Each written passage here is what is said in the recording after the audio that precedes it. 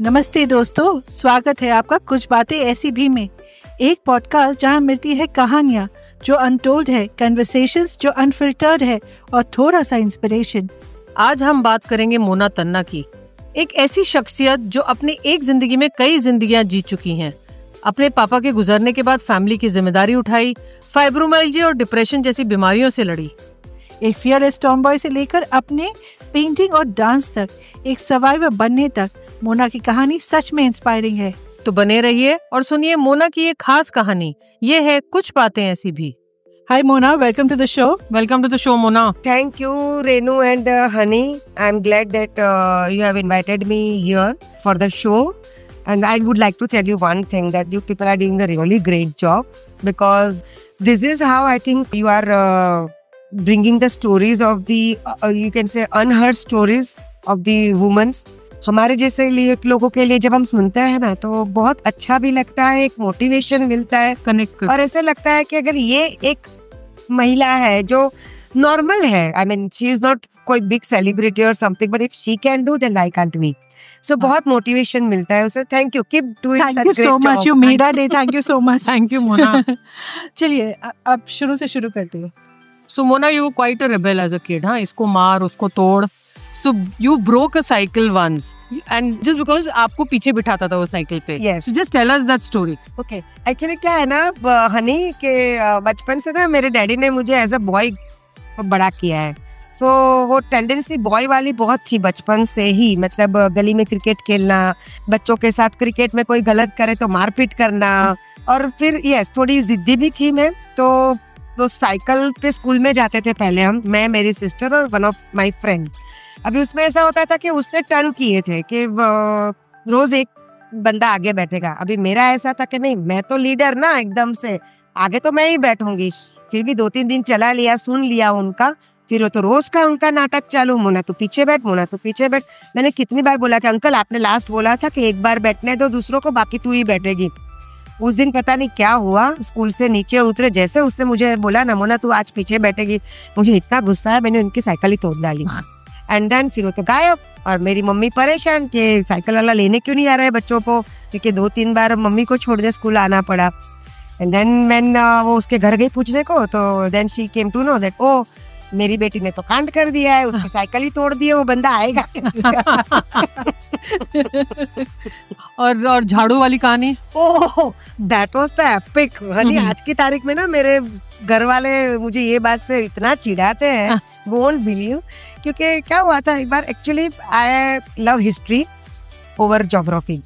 Exam सर पे थी, ट्यूशन टीचर रोज पढ़ाने आती थी, मम्मा उस दिन घर पे नहीं थी, एंड 4 दिन से वो पीछे पड़ रही थी, ज्योग्राफी का होमवर्क कर, ज्योग्राफी का ये कर। एक दिन शांति से मैंने बोला था, मिस आज नहीं, बाद में करेंगे, पहले ये खत्म कर लेते, वो लास्ट में करेंगे, बिकॉज वो मेरा वैसे भी you don't like the subject. I don't like that subject. तो उस दिन टीचर भी अड़ गई, नहीं आज ही पूरा करना है, नहीं तो तेरे पापा को कंप्लेंट करूंगी, नोट लिख के दूंगी, पापा का साइन लेके आना पड़ेगा। एंड आई वाज तो लाइक गई, सीधी घर से बाहर निकली। वो पहले तो we used to stay in chawl system, तो चाली में बाहर झाड़ू बाड़ू रखते थे, सीधी वहां गई, झाड़ू उठाया, टीचर को दे बाला, या टीचर भाग गई। एग्जाम सर पे थी, 2 दिन थे, ये टीचर घर पे आई नहीं पढ़ाने को। तो माय मॉम वाज लाइक, ये तेरी मिस को क्या हो गया है, एग्जाम के टाइम पे छुट्टी कौन लेता है, अभी बोलेगा कौन, छोटी बहन को धमका के रखा था, खबरदार मुंह खोला तो तू गई करके। फिर मम्मा एक दिन पहुंच गई, वो बाजू में ही रहते थे, she was like 1 building ahead. तो मम्मी उनके घर पहुंच गई, तो टीचर ने बोला क्यों आपकी बड़ी बेटी ने कुछ बताया नहीं आपको? तो मम्मी बोली नहीं, उन्होंने तो ऐसा बोला कि आपके हस्बैंड की तबीयत खराब है, इसके लिए आप नहीं आ रही है। तो क्या नहीं, आपकी बेटी ने मुझे झाड़ू से मारा है, और मैं आज का उसका ट्यूशन छोड़ रही हूँ, मैं उसको पढ़ाने नहीं आने वाली हूँ, आप कोई दूसरी टीचर देख लो। और उस दिन तो जो हनी मुझे मार पड़ी थी, मेरे डैडी ने झाड़ू से नहीं, डैडी ने तो ऐसे घर के बाहर खड़ा रख दिया था, खाना नहीं मिलेगा, नील डाउन करके रख, रात को 12 बजे तक भूखा। सो मैं थी तो पेन माँ बाप के लिए सच में, एक हर दिन एक नया राड़ा, हर एक नया दिन कोई झमेला, घर पे कोई ना कोई कंप्लेन आई जाती थी। चलिए सोचिए, अगर वो यंग मोना आज वाली मोना से मिलती तो क्या कहती? Good question. पहले वाली मोना में और आज की मोना में तो बहुत फर्क है। स्वभाव तो नहीं सुधरा है मेरा, गुस्सा तो आज भी आता है बहुत, पर अभी शायद थोड़ा कंट्रोल करना सीख गई हूँ। पहले ऐसा था कि कुछ भी किसी ने गलत बात की तो झपड़ उधर ही पड़नी है वो बंदे को मेरे से। पर अभी देखने जाओ तो हाँ, बहुत सारी चीज़ें ऐसी होती है लाइफ में, गलत होती है, कोई चोट पहुंचाता है, कोई कुछ बोल देता है, गुस्सा बहुत आता है, पर समहाउ आई हैव रियलाइज कि अभी मैं वो बोल नहीं पाती, रिएक्ट नहीं कर पाती। अपने आप में ऐसे गुस्सा आता है, बौखला जाती हूँ, पर ऐसा होता है छोड़ो, जाने दो, उसका वो जाने, ऐसा करके मैं छोड़ देती हूँ। तो अगर शायद पहले वाली मोना अभी आएगी ना मुझे मिलने, वो पहले मुझे ही एक लाफा मारेगी मुंह पे कि व्हाट्स रॉन्ग विद यू, कर क्या दिया है अपने आप को। You took on unfortunate circumstances. आपने फाइनेंशियल रिस्पॉन्सिबिलिटी अपनी फैमिली की बहुत यंग एज पे ले ली थी, राइट? Yes. एंड उसमें सबसे challenging time, I think that was the most challenging time of your life, right? Yes. What was your journey? उस समय क्या हुआ, कैसे हुआ? So for that time I was in I remember clearly in SY BCom. मेरी exams थी last, और it was 21 April 1992। Exams खत्म ही होने वाली थी, एक लास्ट पेपर बाकी था, और उसके बाद we were suppose to go to the family trip. My daddy being a business person, उनको बिजनेस के लिए ट्रैवल करना था, और ऑल ऑफ सडन एक दिन रात को हमको फोन आता है 1 बजे कि my father is expired, is no more because he had a severe heart attack. So yes honey, that time it was like a drastic fall on a family part, like financial part mainly. और तभी तो मम्मा भी कुछ करती नहीं थी, as a she was a total dedicated mother and housewife, या तो तभी ऐसा हुआ कि मुझे लगा कि नहीं, अभी तो बाहर निकलना ही पड़ेगा, पढ़ाई साइड पे रख के या पढ़ाई के साथ। तभी और मम्मा ने भी बेचारी ने पापड़ का बिजनेस चालू कर दिया। पापड़ जो बनते थे वहां से फैक्ट्री से उठा के she used to supply in the stores and all. और फिर फॉल बीडिंग का भी काम करती थी मेरी माँ, लाइक साड़ी पे फॉल बीडिंग करना। उससे उनको आंखें खराब हुई, मोती बिंदु का ऑपरेशन हुआ, तो she has to stop that, but yeah still continued selling the papads. And that time I realize कि no, this is a high time, even I should have to do something about, because मेरी बहन और भाई मेरे से छोटे थे। बहन 1 साल छोटी थी, भाई 6 साल छोटा था, so they were also studying, you know. तो देन पहले तो मैंने क्लासेस किए ब्राइडल मेहंदी के, ब्राइडल मेकअप के, फिर मेरी टीचर के साथ ही मैं काम पे जाने लगी। फिर धीरे धीरे करके ट्यूशंस चालू किए, बच्चों को पढ़ाना चालू किया। So that time at the time I was doing 3 type of a job. एक तो पार्लर का करते थे, दूसरा ट्यूशन, और तीसरा मुझे लैक्मे कंपनी में अच्छा जॉब मिल गया था, तो वो भी पार्ट टाइम जॉब था। तो ये चक्कर में स्टडीज पीछे छूट गई, काम आगे निकल गया। And yes, somehow we sailed through that. We saved ourselves and we managed to, you know, sail out of this situation. आपको अपना जो लैक्मे का जॉब था वो आपको अपनी फैमिली प्रेशर के कारण छोड़ना पड़ा। सो जब आप अब पीछे देखती हो तो आपको क्या लगता है उस डिसीजन के बारे में? बहुत गलत लगता है। ऐसा लगता है कि अगर तभी थोड़ा सपोर्ट मिल गया होता या फैमिली ने अंडरस्टूड किया होता तो शायद आज मैं कोई अलग ही मुकाम पे होती या कुछ अलग ही अपनी लाइफ के साथ किया होता। तो हाँ, I remember you got multiple promotions there. या एक्चुअली काम में पहले से ही डेडिकेटेड थी, तो मुझे वो लैक्मे जॉब में भी मुझे अच्छा every year I used to get promotion, I used to get the extra pay, extra money, and I was happy doing that. फिर अचानक से मेरी शादी तय हुई, तो that time also they were very supportive because I was a good employee. They were ready to give me the shifting also. तो मैंने सोचा था कि ठीक है, चलो शादी करके 1-2 महीना छुट्टी लूंगी और फिर I'll resume the job. तो तभी छुट्टी के बाद जब काम पे जाना शुरुआत करनी थी तो ऑल ऑफ सडन घर से प्रेशर आ गया कि no, you can't go, who will do the home jobs, who will take care of this that. तो तभी ऐसा लगा कि थोड़ा अगर सपोर्ट मिल जाता और मेरी साइड से किसी ने तभी आवाज उठाई होती, मुझे थोड़ी हेल्प कर दी होती, तो शायद मुझे वो जॉब नहीं छोड़ना पड़ता। पर ठीक है, अभी आज सोच ऐसा अफसोस होता है कि लाइक हाँ, आज अगर वो काम नहीं छोड़ा होता तो एटलीस्ट वो जो एक टाइम आता है ना कि ऐसा सुनना नहीं पड़ता मुझे कि तुम तो घर में ही हो ना, क्या कर रही हो, हाँ ऐसा कौन सा तुमने तीर मार लिया, ऐसा कौन सा पहाड़ तोड़ लिया, ऐसा कौन सा पहाड़ तोड़ लिया जो तुम ये भूल गई, वो कर नहीं पाई। आराम से घर में बैठ के टीवी तो देखना है। हाँ, आराम से टीवी तो देख रही हो, गॉसिप भी तो कर रही हो, पर दे डोंट अंडरस्टैंड कि अगर काम घर का भी औरतों के लिए मुश्किल ही होता है। We are doing a paidless job and thankless job, but still people feel के घर पे ही बैठी है ना, हाउसवाइफ है तो उसमें कौन सी बड़ी बात है। पर आई फील समटाइम्स बाहर जाके जॉब करने से भी ज्यादा चैलेंजिंग हाउस वर्क है। I agree. You have to take care of lot many things, but yes साथ में अगर काम भी करते हो तो ऐसा लगता है यू हैव अचीव्ड समवेयर, कि चलो हम घर भी संभाल रहे हैं, हम बाहर भी कर रहे, तो एक अपनी डिग्निटी पे सवाल नहीं आता है। यू नो, आजकल मैंने देखा है many women faces this problem. Job करते हैं, जॉब छोड़ देते हैं, कोई कारण से घर पे बैठना पड़ता है, और फिर जब ये सुनने में आता है ना बुजुर्गों से घर के, या इवन बच्चों से अपने, या हस्बैंड से, करती क्या हो घर में पूरा दिन, आखा दिन बैठी तो रहती हो, फ्री तो रहती हो, तब जाके ऐसा होता है कि नहीं आज कुछ करती होती तो मेरी डिग्निटी पे, मेरी एबिलिटी पे इतना क्वेश्चंस नहीं उठते। ट्रू। तो अगर अब आप बहुत सारी औरतें हैं जो यही सेम सिचुएशन से अभी गुजर रही हैं, आप उनको क्या एडवाइस देना चाहोगी? मेरी तो यही एडवाइस रहेगी कि लाइफ में प्रॉब्लम्स है तो सॉल्यूशंस भी है, तो कोई भी प्रॉब्लम्स आने से डर के झुक जाना वो बहादुरी नहीं है, और जॉब छोड़ना तो बिल्कुल समझदारी नहीं है। अगर आप अच्छा जॉब कर रहे हो, अगर आप मैनेज कर पाते हो, देखो कोई ऐसा होता है कि कुछ औरतें दोनों काम मैनेज कर पाती है, कुछ नहीं कर पाती है, तो then if you are choosing something over job, that is fine enough, fair enough. अगर तुम नहीं कोप अप कर पाते हो तो ठीक है, तुमने प्रायोरिटी घर को दी। Let me just tell you my story. I was a housewife. I was so horrible at it. मैं इतनी खराब थी as a housewife. मेरे घर वाले बोले थे भाई इससे अच्छा तो तुम बाहर निकल जाओ, बाहर काम कुछ पैसे ले आओ कि यहाँ का काम तो तुम नहीं कर रही हो।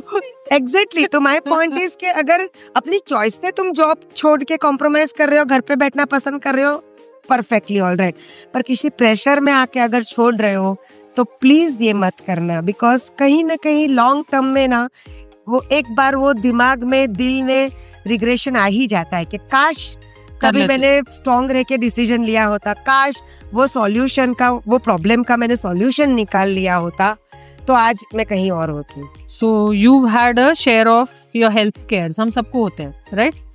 एंड वो what were they and how did you deal with it? आपने मैनेज कैसे किया उसको? So immediately after my pregnancy मुझे स्पॉन्डिलाइटिस डिटेक्ट हुआ था, बहुत सीवियर था, बट तभी दवाई, डॉक्टर, फिजियोथेरेपी, योगा, वो सब करके समहाउ मैंने मैनेज कर लिया। स्पॉन्डिलाइटिस भी चला गया, ब्लड प्रेशर था वो भी अच्छा हो गया because of yoga and physiotherapy and all. फिर I think just before Covid और during the time of Covid all of sudden मुझे वापस वो पेन चालू हो गया, तो मुझे लगा कि मेरा स्पॉन्डिलाइटिस रिलैप्स हुआ है वापस। तो मैंने सोचा चलो वापस जो डॉक्टर को मैं दिखाती थी, ऑर्थोपेडिक को, उसको एक बार मिल के आऊँ, दिखा दूँ, and whatever he will tell me I will just start with the therapy.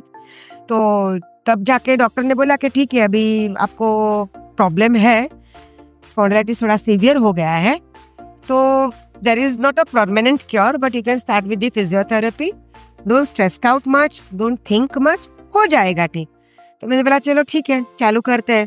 पर over a period of time मैंने रियलाइज किया कि 2 महीने 3 महीने ये पेन कम होने की बजाय, तबीयत अच्छी होने की बजाय बढ़ रहा है, और ऊपर से मेरी लाइफ में डे टू डे रूटीन, मेरे थिंग्स में मुझे रिस्ट्रिक्शंस आ रहे हैं।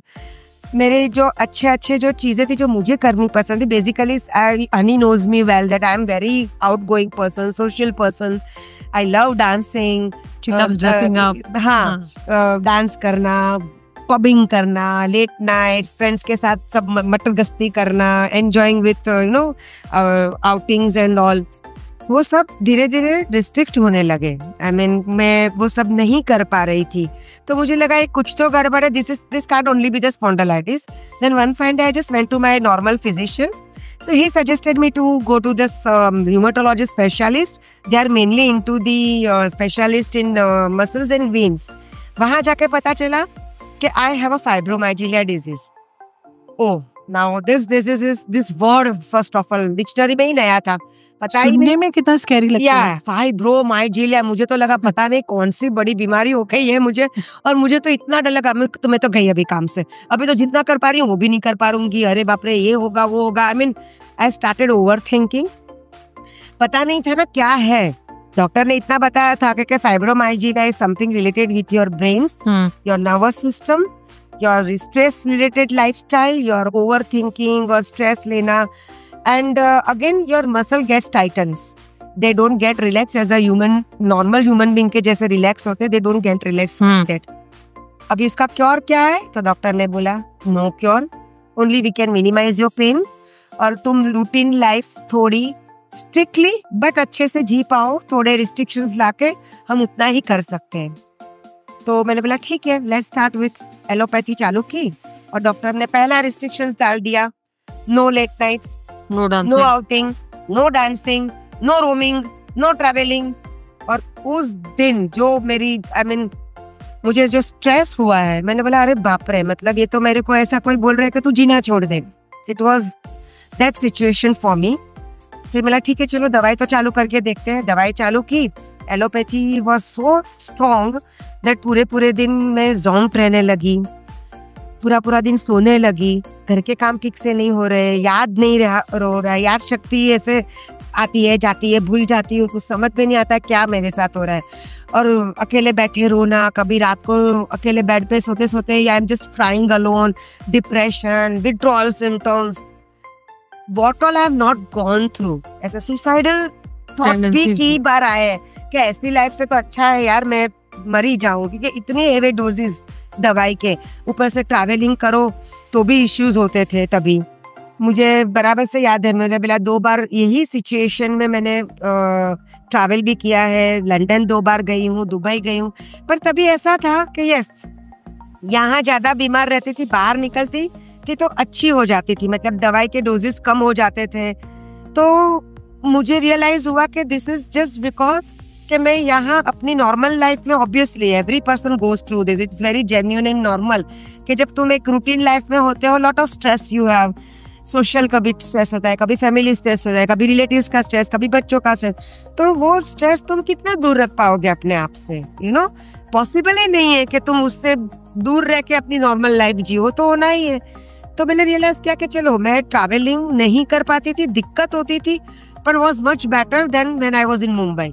सो ट्रैवल करती थी, फिर धीरे धीरे ये सब चालू किया। पर एलोपैथी से होने लगा ऐसे कि मेरा वो भी सब रिस्ट्रिक्ट होने लगा। You know, there was a certain moment जहाँ ऐसे प्लेन में जाना है, लॉन्ग सिटिंग आवर्स है, I can't sit, I can't be in one position, so immediately अगर एक पोजीशन में बैठी तो उठ के चलना है।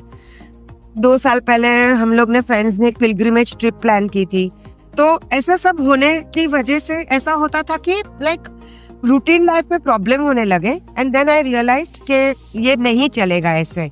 आई have to think on something which is, because this is not me and this is not normal. So yes, बहुत सारे अप्स एंड डाउन्स आए हैं, बट उससे भी निकलना वो मैंने ठान लिया था कि कैसे भी होगा, but you can live like this. Yes, जैसे आपने बताया फाइब्रोमाइल्जिया जो है, it comes with its own physical and mental जो चैलेंजेस है उनके साथ आता है। आपका सबसे लोएस्ट पॉइंट कौन सा था और आप उससे कैसे निकली?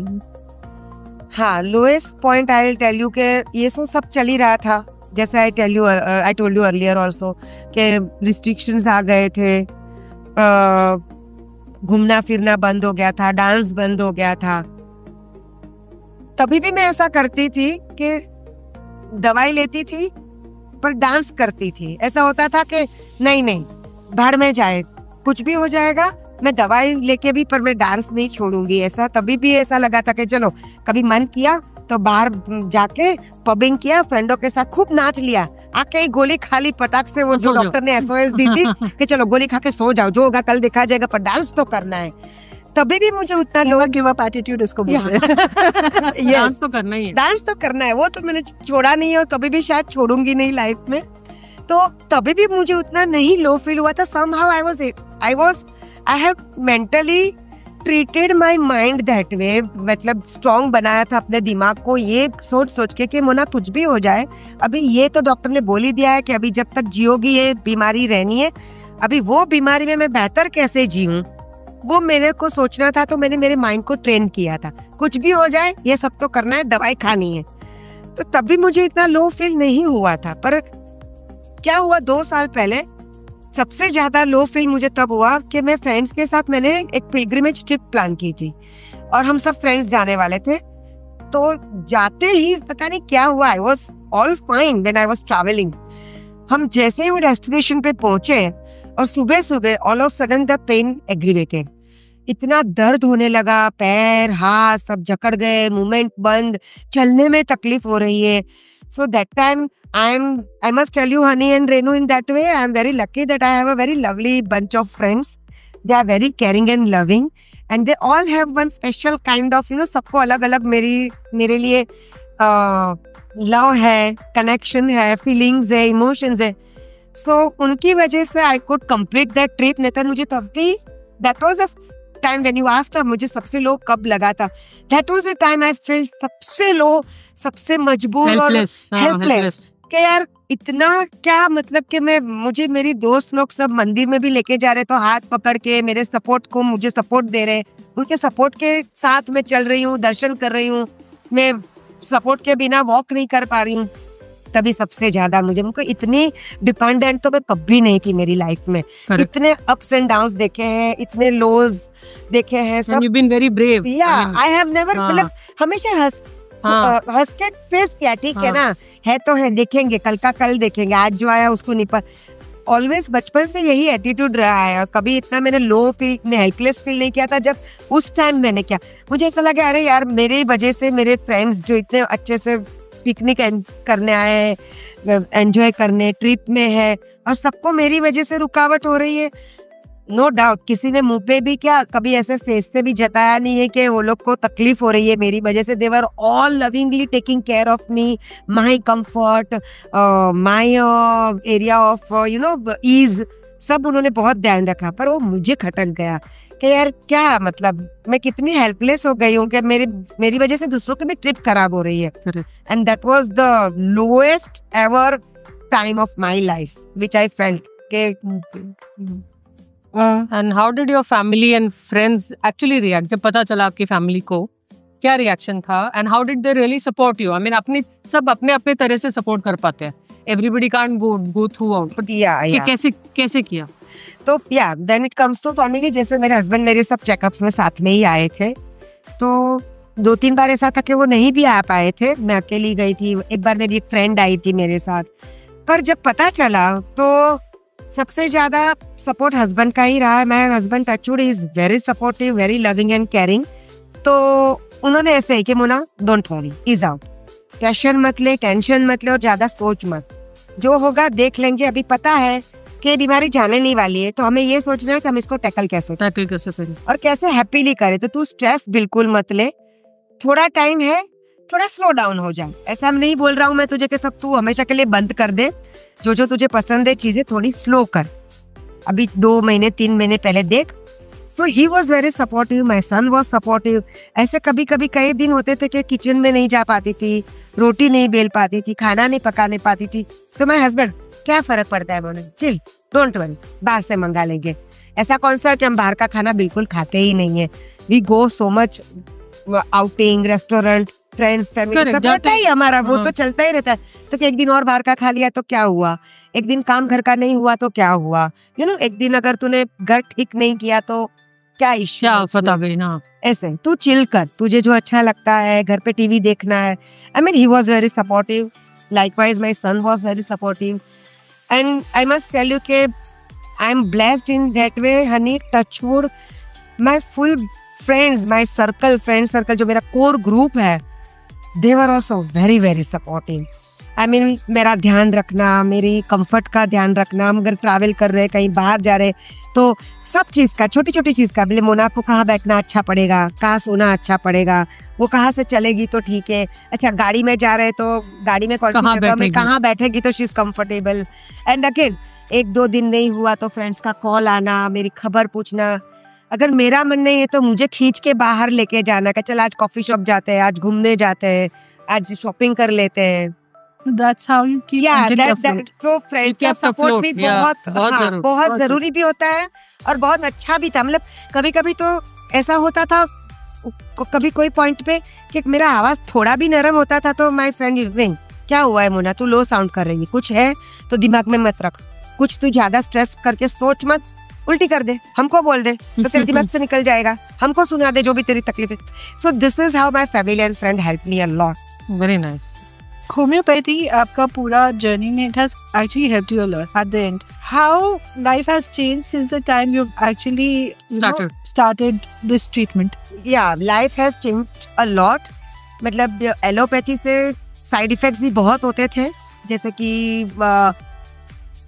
मुझे नींद बहुत आती थी, मेरी दिमाग स्लो हो गया था, बॉडी स्लो हो गई थी, बहुत सारी चीज़ों को लिए मुझे गिव अप कर देना पड़ा था, बहुत सारे काम ऐसे थे जो मुझे छोड़ने पड़े, पर फिर भी थोड़ी जा रही थी इजी. मतलब ठीक है, मैंने माइंड को ऐसे ट्रेन करके पैसा रखा था कि हारना नहीं है, जो भी है ये है, उसको हैंडल करना है. पर एलोपैथी का वो भी था कि मुझे डॉक्टर ने पहले से बोल के रखा था कि few medicine are such that it is going to in long term it might get my organs dead. मुझे किडनी पे इफेक्ट हो सकता है एंड ऑर्गन्स मेरे खराब हो सकते हैं. सो लॉन्ग रन में ये नुकसानकारक है, पर अभी के लिए चॉइस भी नहीं है, मुझे लेनी भी है वो दवाई to live my routine life at least. तो फिर एक दिन मुझे ऐसा लगा कि यार ये तो ठीक नहीं है, बिकॉज जब मालूम ही I am taking poison already, to cure one poison I am taking the other poison, you know. तो मैंने सोचा कि लेट्स, एक दिन मुझे ऐसे ही why should I not try homeopathy, because I have heard lot about homeopathy. वैसे भी सब कहते हैं कि भाई चलो it is a slow process, but again it is not having any side effects, no harmful. सो मैंने होम्योपैथी दवाई चालू की एंड उससे मुझे बहुत फर्क पड़ा. आई मीन धीरे धीरे 2 महीने, 3 महीने, 4 महीने मैंने देखा कि मेरे पैरों की मूवमेंट, सिटिंग मूवमेंट, जो मैं चीज़ें पहले नहीं कर पा रही थी, मेरे हाथ की मूवमेंट, वो सब अच्छी होने लगी, पेन कम होने लगा. एंड बेस्ट पार्ट, डांस करती थी तो पहले वो दिमाग में डर रहता था कि डांस करूँगी, करना तो है, फिर आके गोली खा लेती थी कि अभी चलो कल दर्द ना हो, उसके लिए एडवांस में ही गोली खा ली.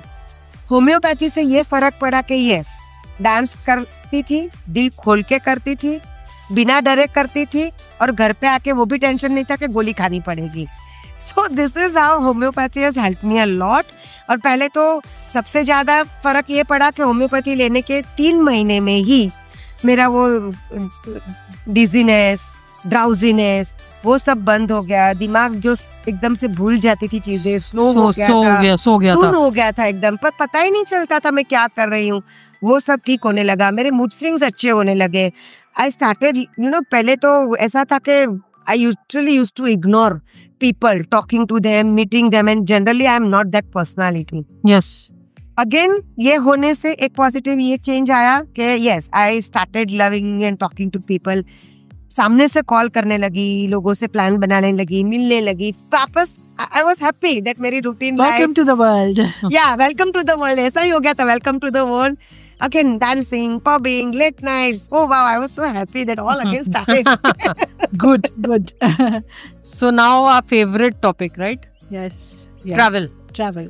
So since you have recovered, where have you traveled? I mean, first also you must have traveled, but वो एक बोझ था सर पे. हाँ. And you must be traveling. Difference क्या रहा? Travel Before तो, and after. ट्रैवल तो मैंने शुरू से किया है. और एक चीज थी कि इतनी प्रॉब्लम्स के साथ, अप्स एंड डाउन्स के साथ, मैंने ट्रैवलिंग नहीं छोड़ी. पहले फर्क था कि ट्रैवलिंग में मेरा एक पूरा पाउच दवाई का रहता था कि वो तो बिना भूले मुझे लेके जानी है. और plus activities also you could. और यस, हाँ, बाहर गांव कोई ऐसी जगह पे जाते हैं, एडवेंचरस प्लेस पे जाते हैं, तो फ्यू थिंग्स, जैसे कि अभी रोलर कोस्टर में बैठना है या कुछ बंजी जंपिंग करनी है, तो वो सब रिस्ट्रिक्ट था, because I can't give jerks to my shoulder, my leg और वो सब. पर ठीक है, फिर चलो साइट सीइंग कर ली, घूम फिर लिया थोड़ा. आउटिंग तभी भी करती थी, आउटिंग अभी भी की है रिसेंटली मैंने, after this homeopathy and recovery, little better lifestyle. अभी ये फर्क है कि अभी दवाई कम हो गई है, ज्यादा दवाई लेनी नहीं पड़ती है. लॉन्ग ट्रैवल्स में जो पहले मुझे प्रॉब्लम्स हुआ करती थी, sitting in one position and one this thing, वो मुझे कम हो गया है. Now I am able to walk properly, travel अच्छे से कर रही हूँ, and no stress. That's what's important. No stress. आपकी हॉबीज है पेंटिंग, म्यूजिक, डांसिंग. अगर आप इनमें से अब आप किसी को एक हॉबी को अब अपना फुल टाइम प्रोफेशन बनाना चाहो तो कौन सा होगा? Nice question, good, very close to my heart. मुझे पहले से ही पेंटिंग एंड डांसिंग बहुत पसंद था. Painting somehow I could not pursue somehow. तो अभी मैंने वो चालू कर दिया है ऑफ लेटली बिकॉज ये जब ये बीमारी जब चालू हुई ना, मुझे बहुत सारी चीज़ें नहीं छोड़नी पड़ी लाइफ में। उससे भी थोड़ा डिप्रेशन आ गया था, थोड़ा मेरा you cut off from people and things, yeah. तो उसी टाइम पे I started painting with one of my friends, she's very good in painting. So I started with her. She started coming home, and once a week I started sitting with her and doing painting. So I was reliving my life and doing what I was liking and which I could not pursue. That I have started, and that also helped me a lot. And it gives you a mental peace. Yeah, mental peace भी देता था, थोड़ा वो दर्द से, pen से थोड़ा distraction हो जाता था. And colors is, I think I have heard that painting and color, these both are a very good therapy, to make you feel good. Dopamine. Yeah, and positiveness, बहुत positivity आती है उससे. वो मैंने चालू कर दिया. डांस तो कभी छोड़ा ही नहीं था. गोली खा के भी डांस तो किया ही है.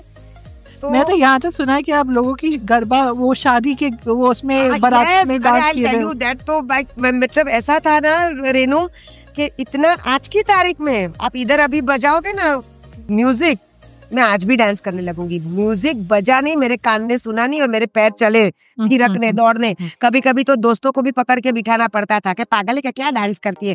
हस्बैंड कभी कभी रास्ते में जा रहे हैं, हम लोग बारात निकल रही है and we are just passing through, बारात सुनी नहीं, म्यूजिक बजा नहीं, मैं उधर भी, चाहे वो मेरी पहचान वाले वो बारात हो या ना हो. तो मेरा हस्बैंड भी कभी कभी आई कौन मैड और what are you doing out of your mind. I am not बता. तो यस, अगर चूज करना पड़ा as a profession, I will always choose dance as my profession. And बचपन से ही I was very fond of Bharatanatyam. बहुत पसंद था, करना था, पर ऐसा था ना कि लाइक पहले से ही मुझे वो सपोर्ट नहीं मिला. Agreed. क्योंकि पहले आई डोंट नो, अभी घर में तो आज भी माँ की चलती है, पहले भी माँ की चलती थी. तो मेरी मम्मी को ज्यादा पसंद नहीं था डांस वांस, तो she never supported. My daddy always supported me regarding this.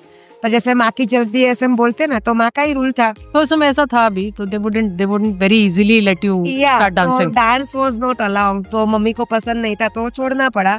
So could not pursue. नहीं था, हाँ शायद तभी माँ ने सपोर्ट किया होता है, मम्मी ने अलाउ किया होता, तो आज के दिन में definitely I would have been dancer होती, या कहीं ना कहीं डांस वर्ल्ड में कहीं ना कहीं अपनी कुछ छोटी मोटी जगह मैंने बना ली होती. Perfect. Yeah. Now you've lived through highs and lows. बहुत young age पे you saw things, भगवान ना करे कोई देखे, but the whole responsibility fell on you, right?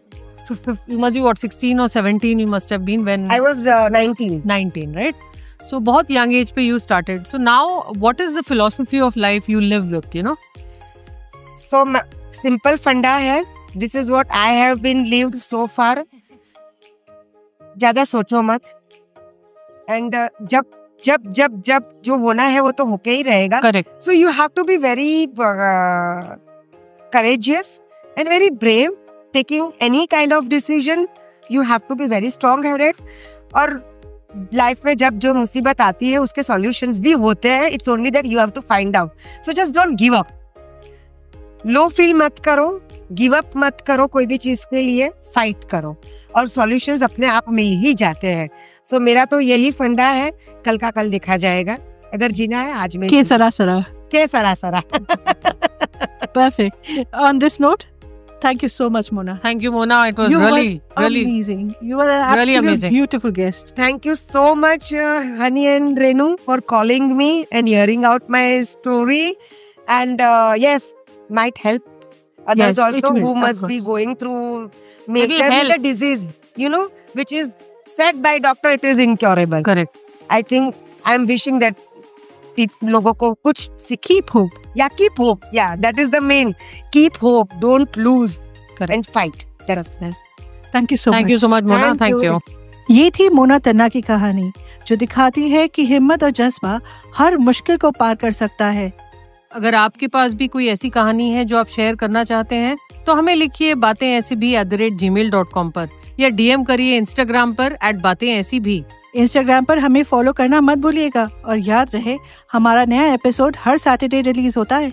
चलते चलते एक पल के लिए उन मासूम लोगों को याद करें जो पहलगाम अटैक में अपनी जान गंवा बैठे. आतंकवाद जख्म छोड़ता है जो आसानी से नहीं भरते, but it also reminds us to stand united against hate. आप prayers are with the families. चलिए मिलकर एक ऐसी दुनिया बनाते हैं जहां टेररिज्म के लिए कोई जगह ना हो। अपना ख्याल रखिए और मिलते हैं अगले हफ्ते कुछ बातें ऐसी भी पर।